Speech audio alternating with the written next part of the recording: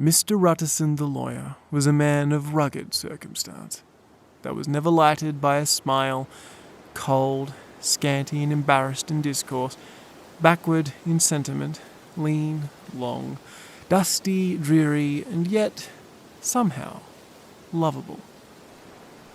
At friendly meetings, and when the wine was to his taste, something eminently human beckoned from his eye, something, indeed, which never found its way into his talk, but which spoke not only in these silent symbols of the after-dinner face, but more often and loudly in the acts of his life.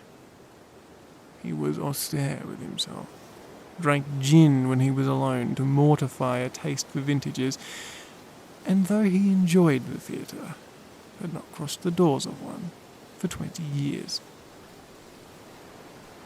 But he had an approved tolerance for others, sometimes wondering, almost with envy, at the high pressure of spirits involved in their misdeeds, and in any extremity inclined to help rather than to reprove. I incline to Cain's heresy, he used to say quaintly. I let my brother go to the devil in his own way. In this character, it was frequently his fortune to be the last reputable acquaintance and the last good influence in the lives of down-going men. And to such as these, so long as they came about his chambers, he never made a shade of change in his demeanour. No doubt the feat was easy to Mr. Ruttison, for he was undemonstrative at the best, and even his friendship seemed to be founded in a similar catholicity of good nature. It is the mark of a modest man to accept his friendly circle, ready-made from the hands of opportunity, and that was the lawyer's way. His friends were those of his own blood, or those whom he had known the longest. His affections, like ivy, were the growth of time. They implied no aptness in the object. Hence, no doubt, the bond that united him to Mr. Richard Enfield, his distant kinsman, the well-known man about town. It was a nut to crack for many, what these two could see in each other, or what subject they could find in common. It was reported by those who encountered them in their Sunday walks that they said nothing, looked singularly dull, and would haul with obvious relief of the appearance of a friend. For all that, the two men put the greatest store by these excursions, counted them the chief jewel of each week, and not only set aside occasions of pleasure, but even resisted the calls of business, that they might enjoy them uninterrupted. It chanced on one of these rambles that their way led them down a by-street in a busy quarter of London. The street was small, and what is called quiet, but it drove a thriving trade on the weekdays. The inhabitants were all doing well, it seemed, and all emulously hoping to do better still, and laying out the surplus of their gains in coquetry, so that the shop fronts stood alongside that thoroughfare with an air of invitation, like rows of smiling saleswomen. Even on Sunday, when it veiled its more florid charms and lay comparatively empty of passage, the street shone out in contrast to its dingy neighbourhood, like a fire in a forest, and with its freshly painted shutters, well-polished brasses, and general cleanliness and gaiety of note, instantly caught and pleased the eye of the passenger. 2 doors from one corner on the left hand going east, the line was broken by the entry of a court, and just at that point, a certain sinister block of building thrust forward its gable on the street. It was 2 stories high, showed no window, nothing but a door on the lower story, and a blind forehead of discoloured wall on the upper, and bore in every feature the nature of prolonged and sordid negligence. The door, which was equipped with neither bell nor knocker, was blistered and disdained. Tramps slouched into the recesses and struck matches on the panels. Children kept shop upon the steps. The schoolboy had tried his knife on the mouldings, and for close on a generation, no one had appeared to drive away these random visitors or to repair their ravages. Mr. Enfield and the lawyer were on the other side of the by-street, but when they came abreast of the entry, the former lifted up his cane and pointed. "Did you ever remark that door?" he asked, and when his companion had replied in the affirmative, "It is connected in my mind," added he, "with a very odd story." "Indeed?" said Mr. Utterson, with a slight change of voice. "And what was that?" "Well, it was this way," returned Mr. Enfield.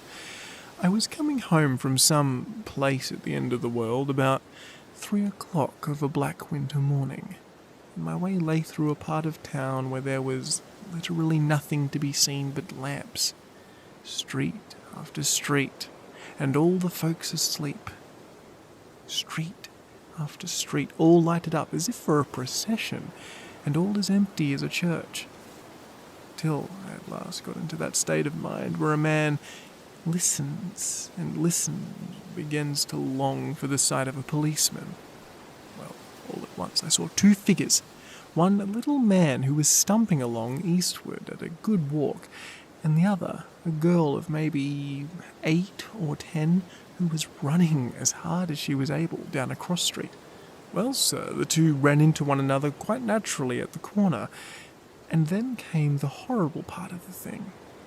For the man trampled calmly over the child's body and left her screaming on the ground. I know it sounds nothing to hear, but it was hellish to see. It wasn't like a man. It was like a damned juggernaut. I gave a view holler, took to my heels, collared my gentleman, and brought him back to where there was already quite a group about the screaming child. He was perfectly cool, made no resistance, but gave me one look so ugly that it brought out the sweat on me like running. The people who were turned out were the girl's own family, and pretty soon the doctor for whom she'd been called put in his appearance. Well, the child was not much the worse, more frightened, according to the sawbones, and there you might have supposed would be an end to it. But there was one curious circumstance. See, I had taken a loathing to my gentleman at first sight. So had the child's family, which was only natural, I suppose, but the doctor's case was what struck me. You see, he was the usual cut-and-dry apothecary of no particular age and colour, with a strong Edinburgh accent and about as emotional as a bagpipe. Well, sir, he was like the rest of us. Every time he looked at my prisoner, I saw that Sawbones turn sick and white with a desire to kill him. I knew what was in his mind, just as he knew what was in mine. And killing being out of the question, we did the next best thing. We told the man we could and would make such a scandal out of this as should make his name shirk from one end of London to the other.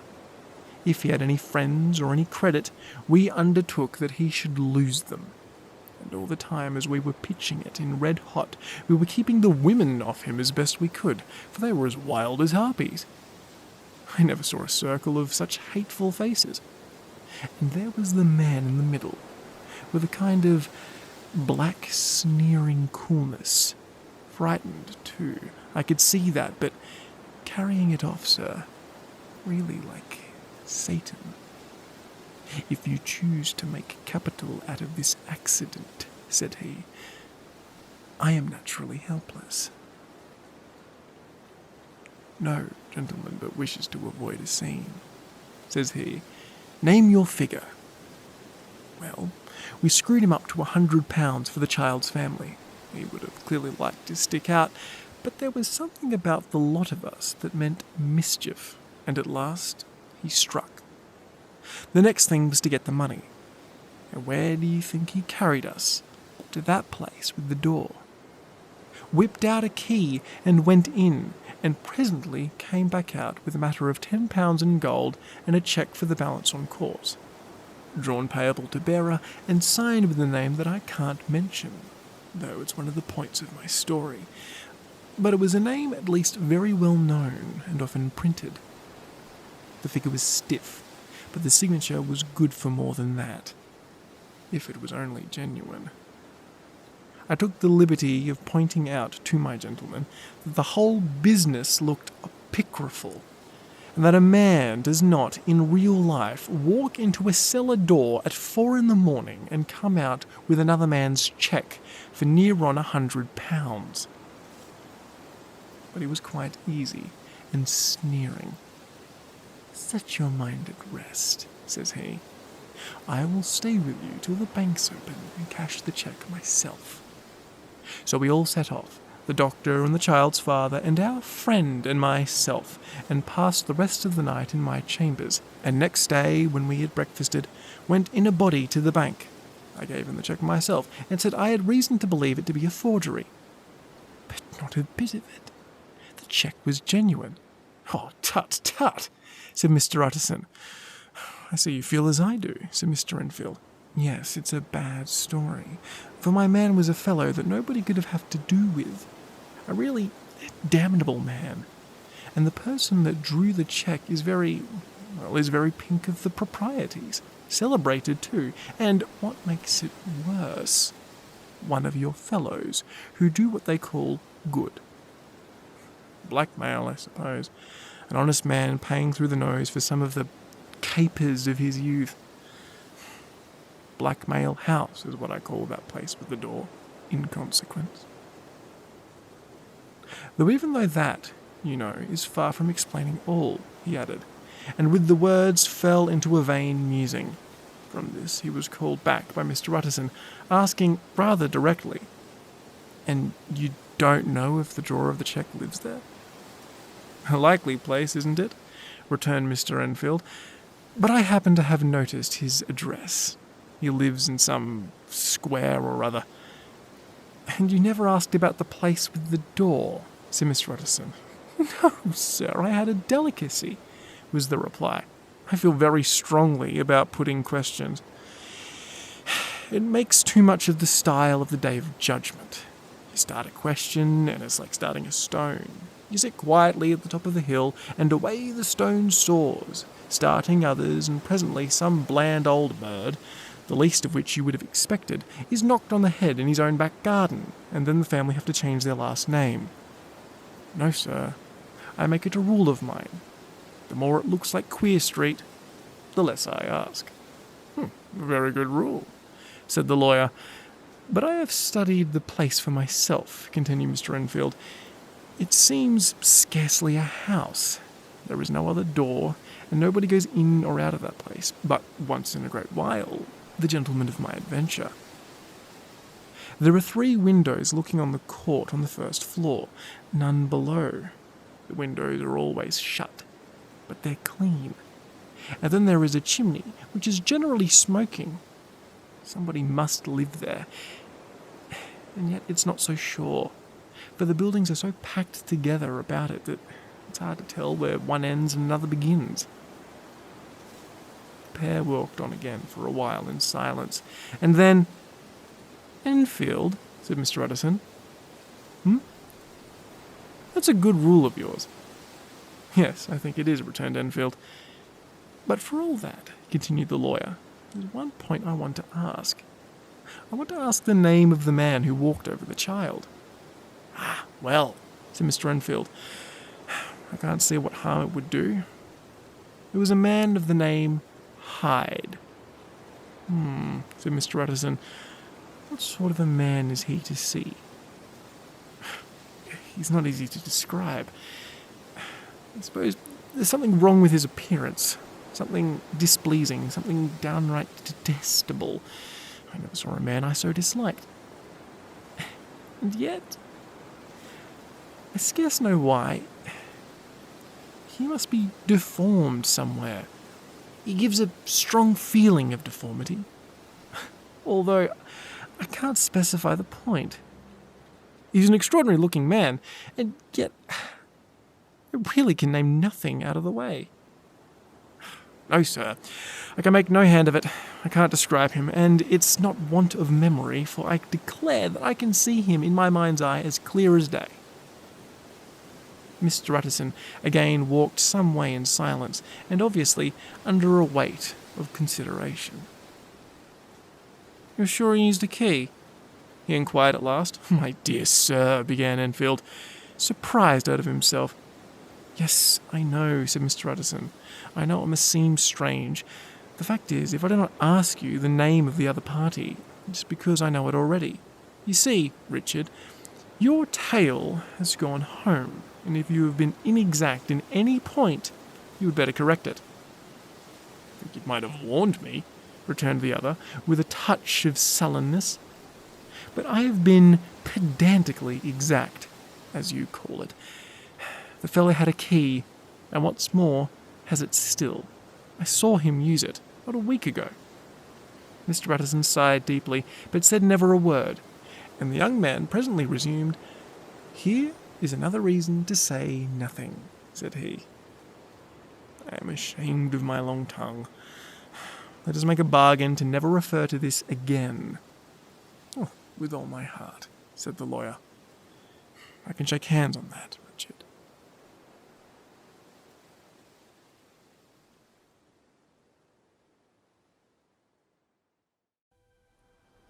That evening, Mr. Utterson came home to his bachelor house in sombre spirits, and sat down to dinner without relish. It was his custom of a Sunday, when this meal was over, to sit close by the fire, a volume of some dry divinity on his reading desk, until the clock of the neighbouring church rung out the hour of 12, when he would go soberly and gratefully to bed.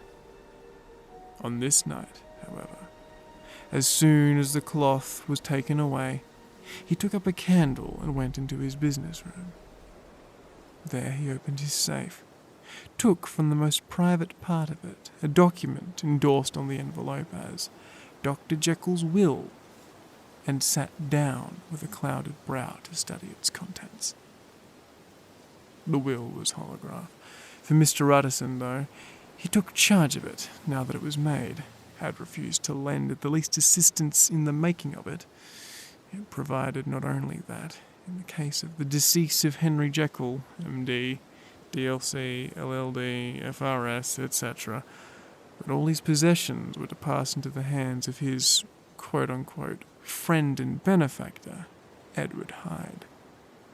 But that in the case of Dr. Jekyll's disappearance or unexplained absence, for any parlance exceeding the calendar of 3 months, the said Edward Hyde should step into the said Henry Jekyll's shoes without further delay, and free from any burthen or obligation beyond the payment of a few small sums to the members of the doctor's household. This document had been the lawyer's eyesore. It offended him, both as a lawyer and as a lover of the sane and customary sides of life, to whom the fanciful was the immodest. And hitherto it was his ignorance of Mr. Hyde that had swelled his indignation. Now, by a sudden turn, it was his knowledge. It was already bad enough when the name was but a name, of which he could learn no more. It was worse when it began to be clothed upon with detestable attributes, and out of the shifting, insubstantial mists that had so long baffled his eye, there leapt up the sudden, definite presentment of a fiend. "I thought it was madness," he said as he replaced the obnoxious paper in the safe. "And now I begin to fear it is disgrace." With that he blew out the candle, put on his greatcoat, and set forth in the direction of Cavendish Square, that citadel of medicine, where his friend, the great Dr. Lanyon, had his house and received his crowding patients. If anyone knows, it will be Lanyon, he had thought. The solemn butler knew and welcomed him. He was subjected to no stage of delay, but ushered direct from the door to the dining room, where Dr. Lanyon sat alone over his wine.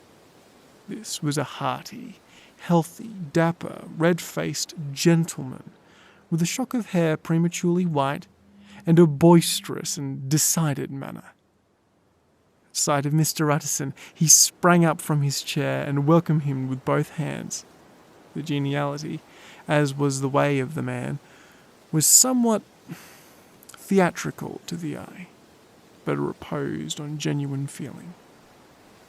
For these two were old friends, old mates both at school and college, both thorough respecters of themselves and of each other, and, what does not always follow, men who thoroughly enjoy each other's company.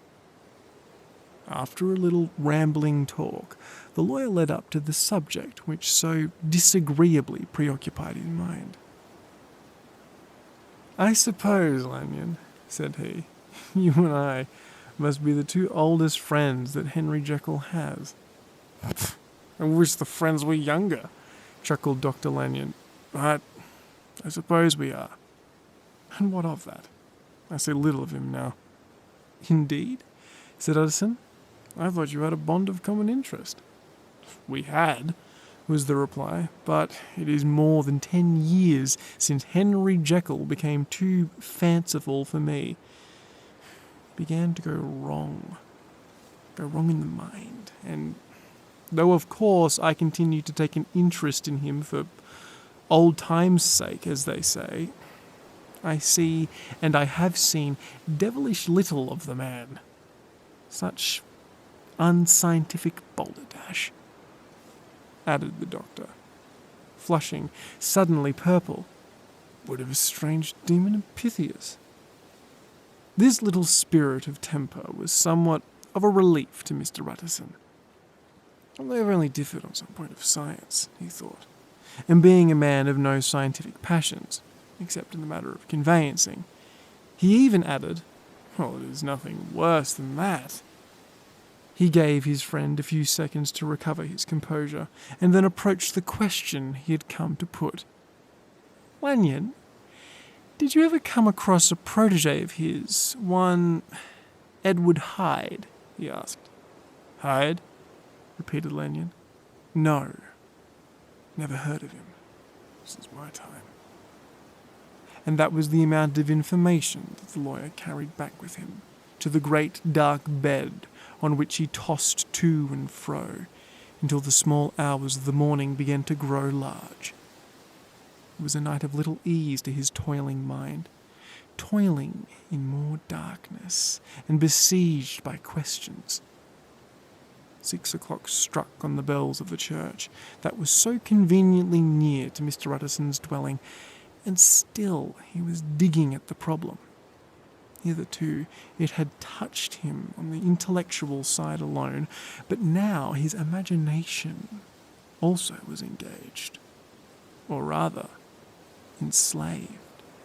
And as he lay and tossed in the gross darkness of the night and the curtained room, Mr. Renfield's tale went by before his mind in a scroll of lighted pictures. He would be aware of the great field of lamps, of a nocturnal city, then of the figure of a man walking swiftly, then of a child running from the doctor's, and then those met, and that human juggernaut trod the child down and passed on regardless of her screams. Or else he would see a room in a rich house where his friend lay asleep, dreaming and smiling at his dreams, and then the door of that room would be opened, the curtains of the bed plucked apart, the sleeper recalled, and lo, there would stand by his side a figure to whom power was given, and even at that dead hour he must rise and do its bidding. The figure in these two phases haunted the lawyer all night, and if at any time he dozed over, it was but to see it glide more stealthily through sleeping hours. or move the more swiftly, and still the more swiftly, even to dizziness, through the wider labyrinths of lamplighted city, and at every street corner crush a child and leave her screaming. And still the figure had no face by which he might know it. Even in his dreams it had no face, or one that baffled him and melted before his eyes. And thus it was that there sprang up and grew apace in the lawyer's mind a singularly strong, almost an inordinate curiosity to behold the features of the real Mr. Hyde. If he could but once set eyes on him, he thought, the mystery would lighten and perhaps roll altogether away, as was the habit with mysterious things when well examined. He might see a reason for his friend's strange preference or bondage, call it which you please, and even for the startling clause of the will. At least it would be a face worth seeing. The face of a man who was without bowels of mercy. A face which had but to show itself, to raise up in the mind of the unimpressionable Enfield a spirit of enduring hatred. From that time forward, Mr. Utterson began to haunt the door in the by-street of shops. In the morning before office hours, at noon when business was plenty and at times scarce, at night, under the face of the fogged city moon, by all lights, and at all hours of solitude, of concourse, the lawyer was to be found on his chosen post. If he be Mr. Hyde, he had thought, I shall be Mr. Seek.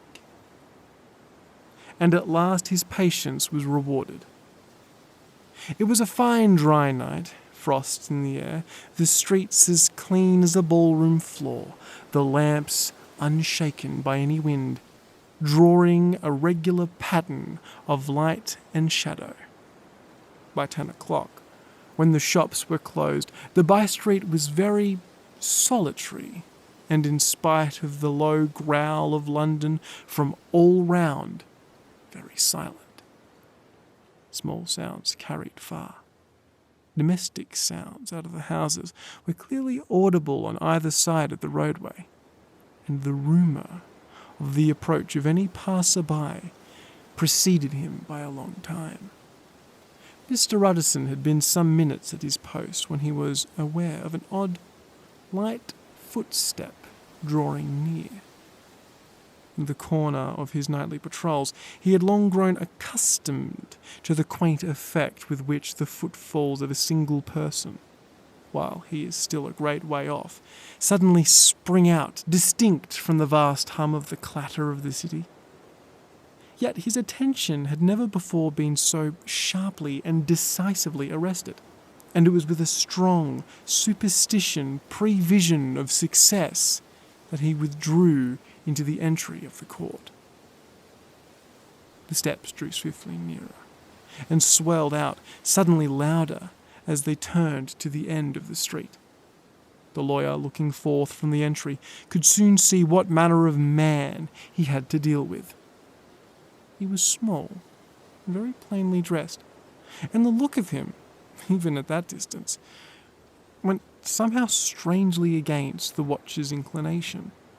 But he made straight for the door, crossing the roadway to save time, and as he came, he drew a key from his pocket, like approaching home. Mr. Utterson stepped out and touched him on the shoulder as he passed. "Mr. Hyde, I think?" Mr. Hyde shrunk back with a hissing intake of the breath. But his fear was only momentary, and though he did not look at the lawyer in the face, he answered coldly enough. "That is my name." "What do you want?" "I see you were going in," returned the lawyer. "I am an old friend of Dr. Jekyll's, Mr. Utterson of Gaunt Street. You must have heard my name, and meeting you so conveniently, I thought you might admit me." "You will not find Dr. Jekyll. He is not home." replied Mr. Hyde, blowing in the key, and then, suddenly, but still without looking up, "How did you know me?" he asked. "On your side," said Mr. Utterson. "Will you do me a favour?" "With pleasure," replied the other. "What shall it be?" "Will you let me see your face?" asked the lawyer. Mr. Hyde appeared to hesitate, and then, as if upon some sudden reflection, fronted about with an air of defiance, and the pair stared at each other, pretty fixedly, for a few seconds. "Now I shall know you again," said Mr. Utterson. "It may be useful." "Yes," returned Mr. Hyde. "It is as well we have met, and apropos, you should have my address." And he gave a number of a street in Soho. Good God, thought Mr. Utterson. Can he, too, have been thinking of the will? But he kept the feeling to himself, and only grunted in acknowledgement of the address. "And now," said the other, "how did you know me?" "By description," was the reply. "Whose description?" "We have common friends," said Mr. Utterson. "Common friends?" asked Mr. Hyde, a little hoarsely. "And who are they?" "Dr. Jekyl, for instance," said the lawyer. "He never told you," cried Mr. Hyde with a flush of anger. "I did not think you would have been a liar." "Come," said Mr. Utterson, "that is not fitting language." The other snarled about into an angry laugh, and then in the next moment, with extraordinary quickness, he had unlocked the door and disappeared inside. The lawyer stood a while where Mr. Hyde had left him, the picture of disquietude. Then he began slowly to mount the street, pausing every stop or two, and putting his hand to his brow, like a man in mental perplexity. The problem he was thus debating as he walked was one of a class that is rarely solved. Mr. Hyde was pale and dwarfish. He gave an impression of a deformity without any nameable malformation. He had a displeasing smile. He had borne himself to the lawyer with a sort of murderous mixture of timidity and boldness, and he spoke with a husky, whispering and somewhat broken voice. All these were points against him, but not all of these together could explain the hitherto unknown disgust, loathing, and fear with which Mr. Utterson regarded him. "There must be something else," said the perplexed gentleman. "There is something more. If I could find a name for it, God bless me. The man seems hardly human. Something troglodytic, shall we say? Or can it be the old story of Dr. Fell? Or is it the mere radiance of a foul soul that thus transpires through and transfigures its clay continent? The last, I think, for... Oh, my poor old Henry Jekyll. If ever I read Satan's signature upon her face, it is on that of your new friend." Round the corner from the by-street, there was a square of ancient, handsome houses, now, for the most part, decayed from the high estate and let in flats and chambers to all sorts and conditions of men. Map engravers, architects, shady lawyers, and the agents of obscure enterprises. One house, however, second from the corner, was still occupied entire, and at the door of this, which wore a great air of wealth and comfort, though it was now plunged in darkness, except for the fanlight, Mr. Utterson stopped and knocked. A well-dressed, elderly servant opened the door. "Is Dr. Jekyll at home, Poole?" asked the lawyer.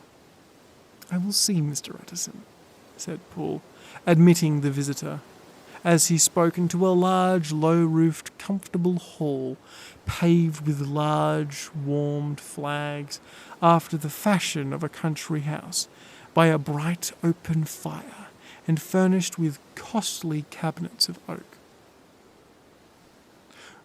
Will you wait here by the fire, sir? Or shall I get you a light in the dining room? Here, thank you, said the lawyer, and he drew near and leaned on the fender. The hall, in which he was now left alone, was a pet fancy of his friend the doctor's, and Utterson himself went to speak of it as the pleasantest room in London. But tonight there was a shudder in his blood. The face of Hyde sat heavy on his memory. He felt, what was rare with him, a nausea and a distaste of life, and in the gloom of his spirits he seemed to read a menace in the flickering of the firelight on the polished cabinets and the uneasy starting of the shadow on the roof.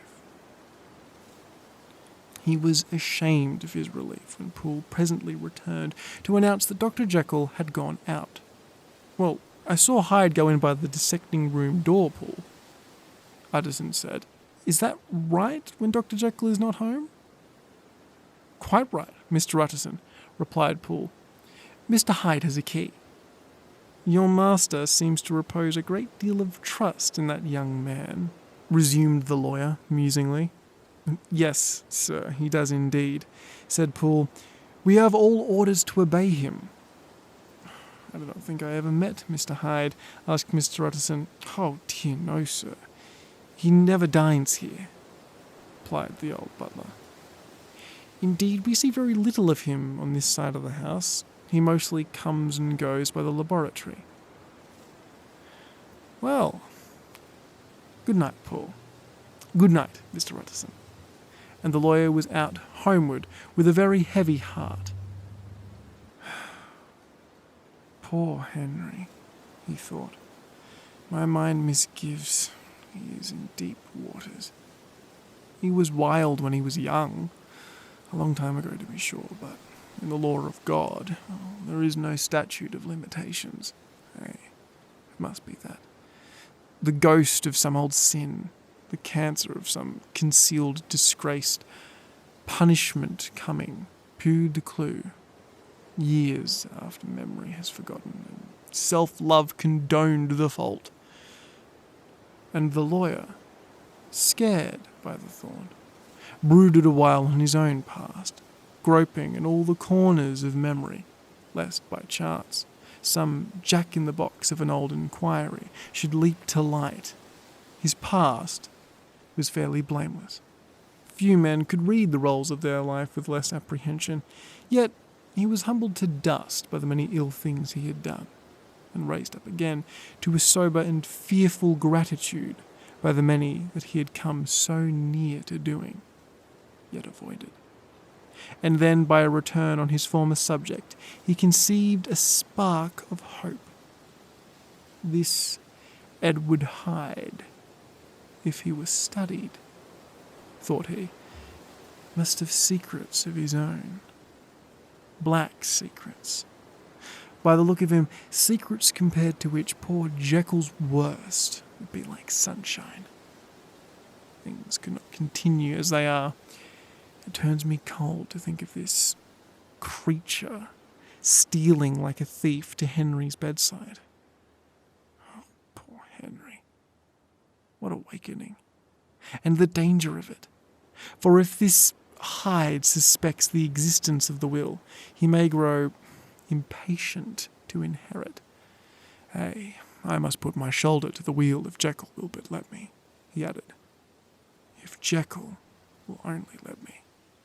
For once more he saw before his mind's eye the clear as transparency, the strange clauses of the will.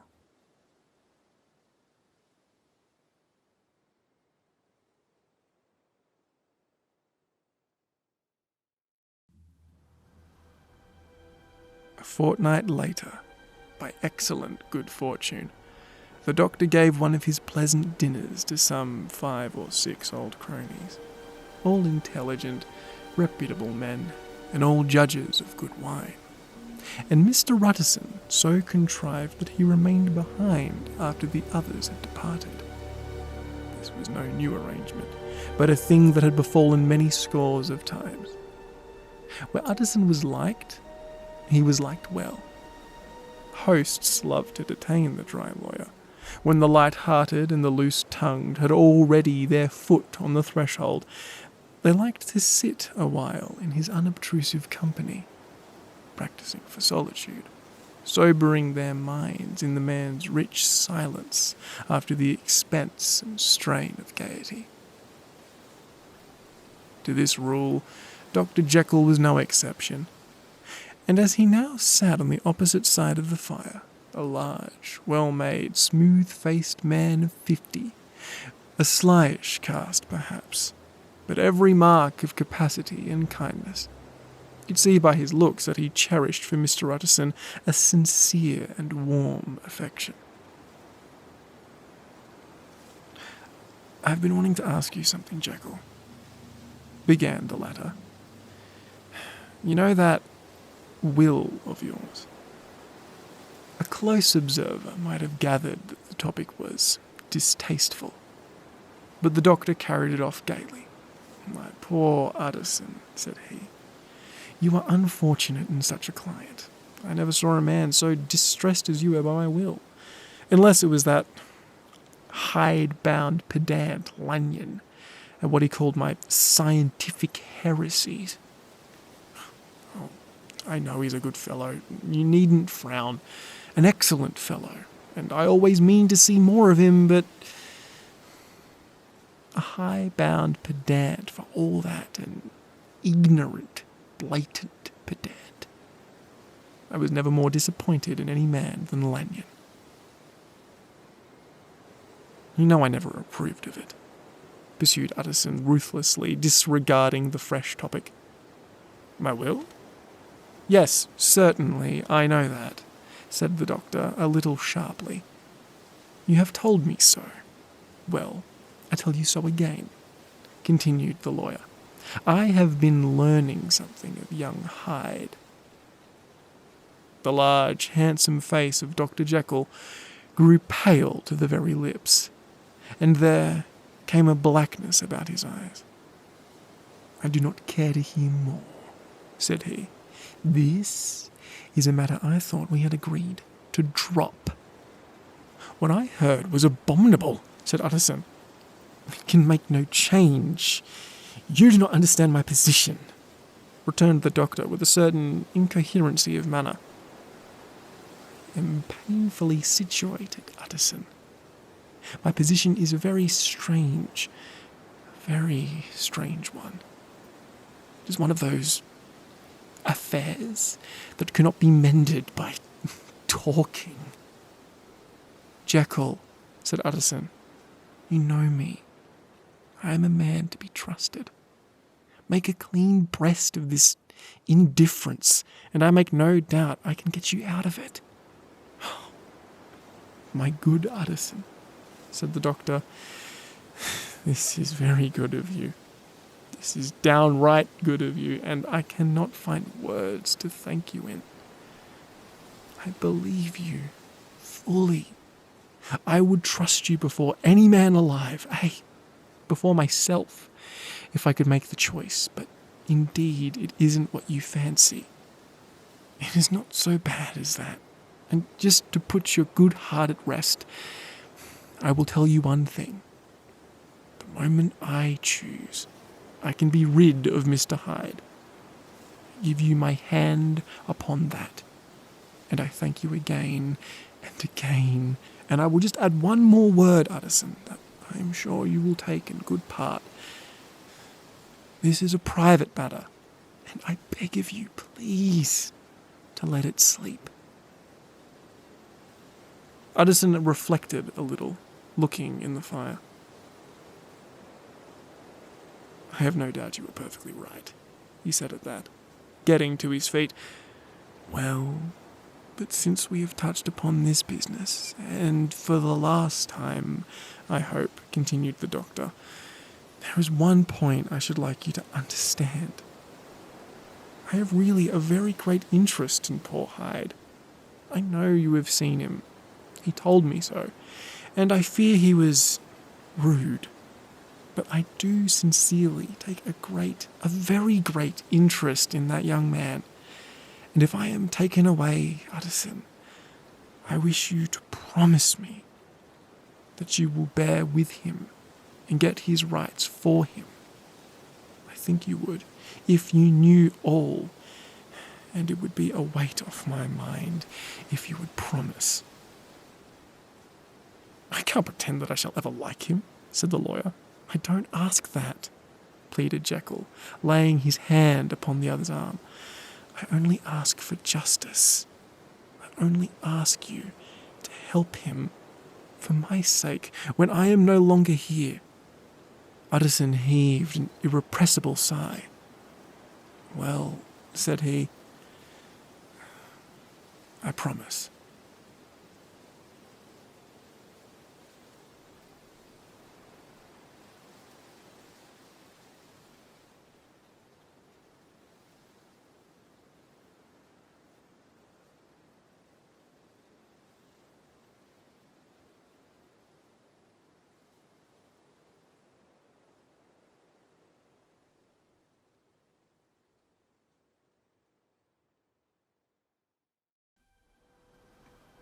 Nearly a year later, in the month of October, London was startled by a crime of singular ferocity, rendered all the more terrible by the high position of the victim.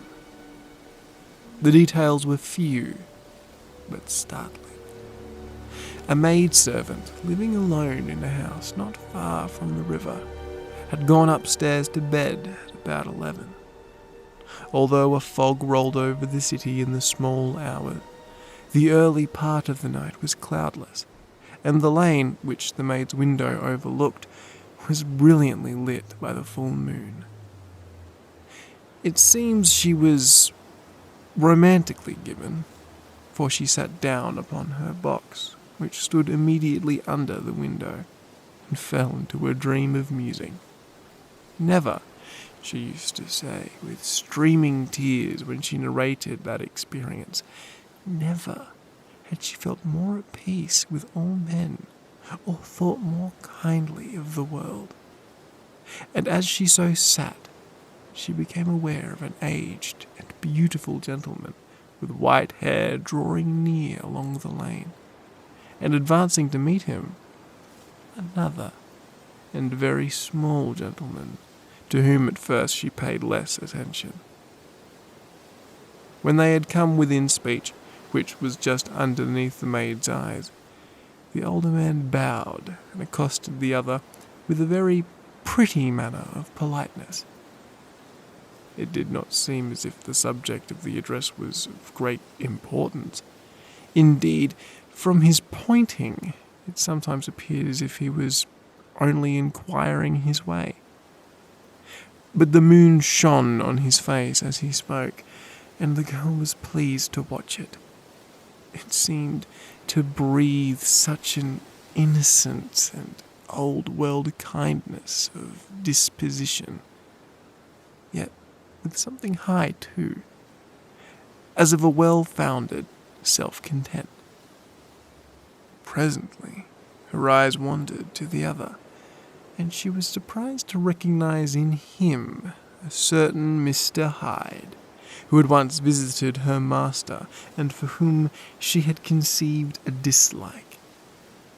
He had in his hand a heavy cane, with which he was trifling, but he answered never a word, and seemed to listen with an ill-contained impatience. And then, all of a sudden, he broke out in a great flame of anger, stamping with his foot, brandishing the cane, and carrying on, as the maid described it, like a madman. The old gentleman took a step back, with the air of one very much surprised and a little hurt, and at that Mr. Hyde broke out of all bonds, and clubbed him to the earth. And the next moment, with ape-like fury, he was trampling down on the victim's head, and hailing down a storm of blows, under which the bones were audibly shattered, and the body jumped upon the roadway. The horror of these sights and sounds, the maid fainted.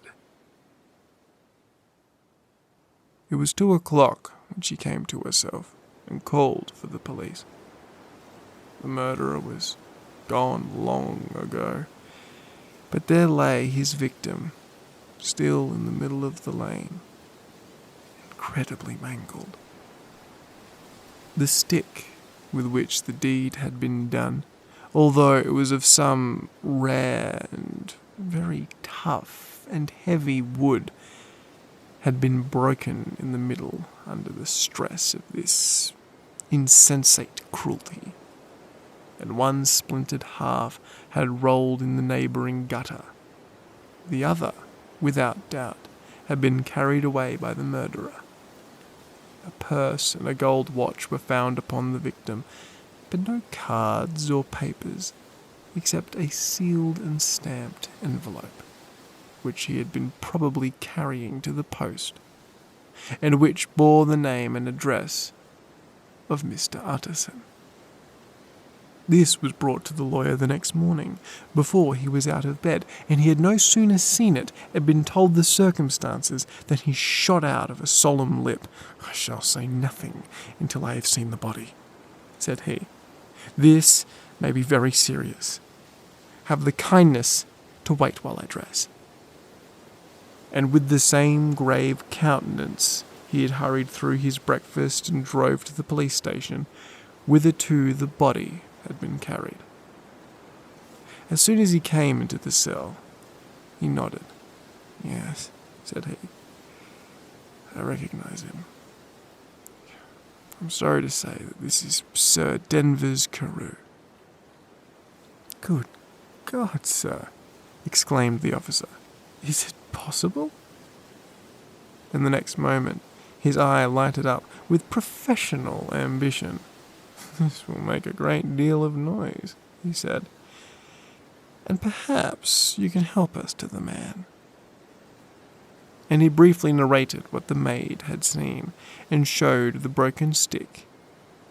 Mr. Utterson had already quailed at the name of Hyde, but when the stick was laid before him, he could doubt no longer. Broken and battered as it was, he recognized it at once for one that he had himself presented many years before to Henry Jekyl. "Is this Mr. Hyde a person of small stature?" he inquired. "Particularly small, sir, and particularly wicked-looking is what the maid calls him," said the officer. Mr. Utterson reflected, and then, raising his head, "If you will come with me in my cab," he said, "I think I can take you to this Mr. Hyde's house." It was by this time about 9 in the morning, and the first fog of the season, a great chocolate-coloured pall, lowered over heaven. The wind was continually charging and routing these embattled vapours, so that as the cab crawled from street to street, Mr. Utterson beheld a marvellous number of degrees and hues of twilight. For here it would be dark like the back end of evening, and there would be a shadow of a rich, lurid brown, like the light of some strange conflagration. And here, for a moment, the fog would be quite broken up, and a haggard shaft of daylight would glance between the swirling wreaths. The dismal quarter of Soho, seen under these changing glimpses, with its muddy ways and slatternly passengers, and its lamps which had never been extinguished or had been kindled afresh to combat this mournful reinversion of darkness, seemed, in the lawyer's eyes, like a district of some city in a nightmare.